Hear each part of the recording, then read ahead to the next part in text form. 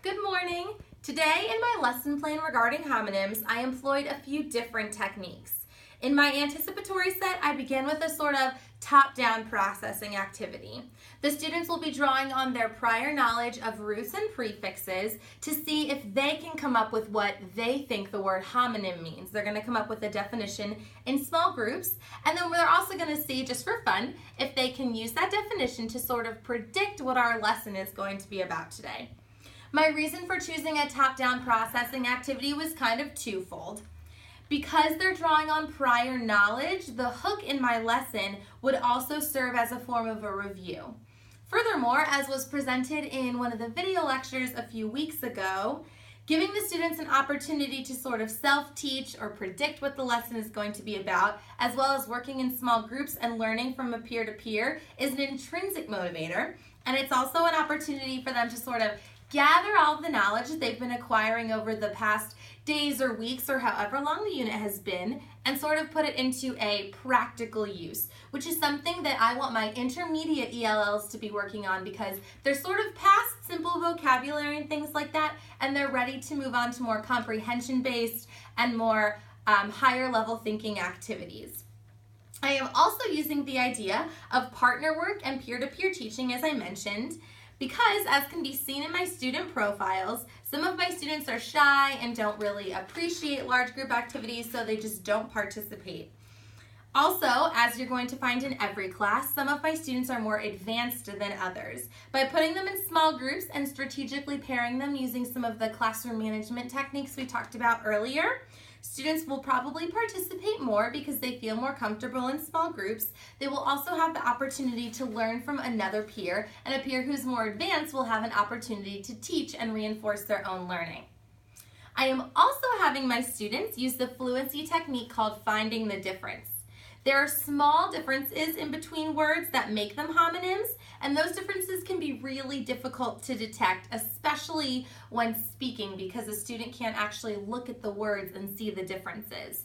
This is definitely a more advanced, higher level thinking activity, and this lesson promotes fluency because it will help students both better understand what is being said to them, and understanding homonyms will promote confidence in their speaking, as well as speaking ease and ability. And finally, in order to test comprehension, I'm using what was referred to as elaborative interrogation, or just in other words, asking the all-important question of why. In the final activity, students must defend their identification of words using both the knowledge that they just received in the lesson, so putting it into practice and mastering it, as well as context clues from the text in which they are reading. So let's check out the first activity in the lesson plan. Okay, class, so great job working in your small groups and coming up with our definitions of homographs and homophones. I'm going to leave those on the board because we're going to be using them in a little bit. And also, now that we have discussed using context clues to identify which form of a word is being used, we're going to actually practice this in a fun activity that I came up with. So everybody's got an envelope in front of them with pictures inside that you're not going to open until I say you can. So how this activity is going to work is I'm going to read a sentence. Now you've got those sentences on a piece of paper right next to you on your desk. Don't touch them, don't do anything with them. Those are the sentences we're going to be using. I'm going to explain this activity using a concrete example so you can kind of understand how it's going to work. So I'm going to read a sentence, and then I'm going to identify if we're using the beginning of the sentence or the end of the sentence. Now each of the sentences is going to either have a pair of homographs or homophones inside of it. So the example sentence we're going to work with first is, I will say, I noticed that a rose bush is growing in between the rows in my vegetable garden. So did you hear that? We've got a rose bush and we've got a row of vegetables. So you see, they sound exactly the same. So it's definitely a pair of homonyms. Now, where the pictures inside your envelope come into play is, now this is just the example, you don't have these pictures, but inside would be a picture of a rose, like the flower with the thorns, and that's red usually, and then also a picture of rows, like the rows that our desks are in our classroom. Then I would reread the sentence, so one more time, listen closely. I noticed that a rose bush was growing in between the rows of my vegetable garden. Now, using your context clues as well as looking at the sentence on your sheet, you would decide which picture goes with which set of words. So this might be the rose bush, you might decide, or this might be the rose bush. When I ask you to and I prompt you, you're going to hold up your pictures in order. So for this example, I would hold them up like this because the rose bush is growing in between the rows of my vegetable garden. Does anybody have any questions yet?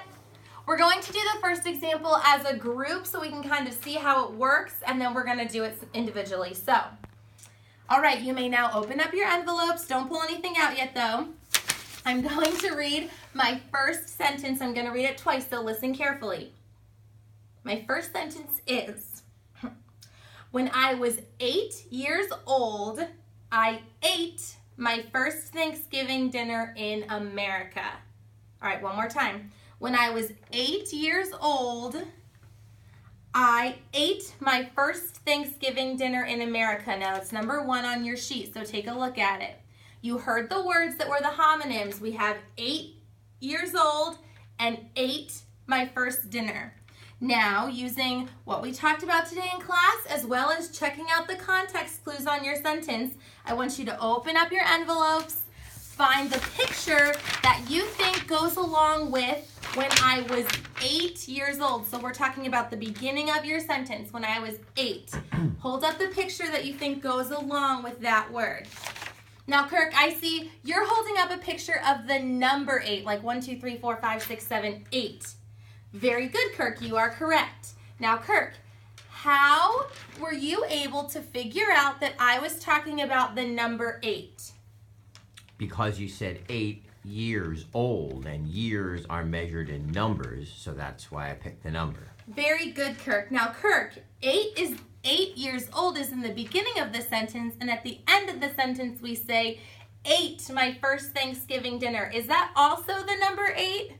No. No. How do you know that, Kirk? What do you think that form of 8 means? It means that I like food. We ate food because you said 8 Thanksgiving dinner. Very Thanksgiving good. dinner Now, Kirk, 8 is the past tense of which word? Eat. Very good, Kirk. Now, I got one more question. Kirk is doing really good, so everybody pay attention. He's doing really well. We said, when I was 8 years old, now you'll see on your paper that 8 is spelled E-I-G-H-T. And then we said I ate my first Thanksgiving dinner, and you'll see that it's spelled A-T-E. Now, Kirk, am I working with a group of homographs, or am I working with a group of homophones? Homophones. Now, Kirk, how do you know that? Can you explain it to the class? Well, they sound the same, but they're spelled differently, so they're homophones. Excellent, Kirk. All right, does everyone understand how our activity is going to work? I see some smiles. It's going to be fun. All right, so let's move on to our second example. So overall, my goal for this lesson is to have students understand the difference between homophones and homographs, which fall under the larger umbrella of homonyms, and also to be able to have them identify them when reading or speaking using context clues, because as you saw with the example with Kirk, either they sound the same or they're spelled the same but sound differently, which can make them particularly tricky for English language learners. I plan to assess the students' progress through the various activities. We're going to be doing a large group activity, which you just saw, some small group activities, as well as a guided practice activity independently that I will be monitoring. And then we're also going to be doing an independent practice activity for homework. And that is going to be how I measure the objective for my lesson.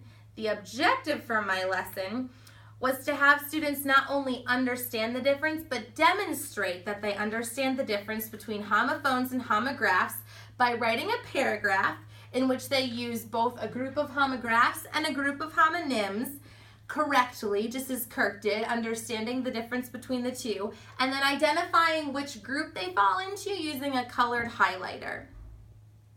So I hope you learned something new about homonyms during my lesson plan, and I hope all of your lesson plans go really well. Good luck, everybody.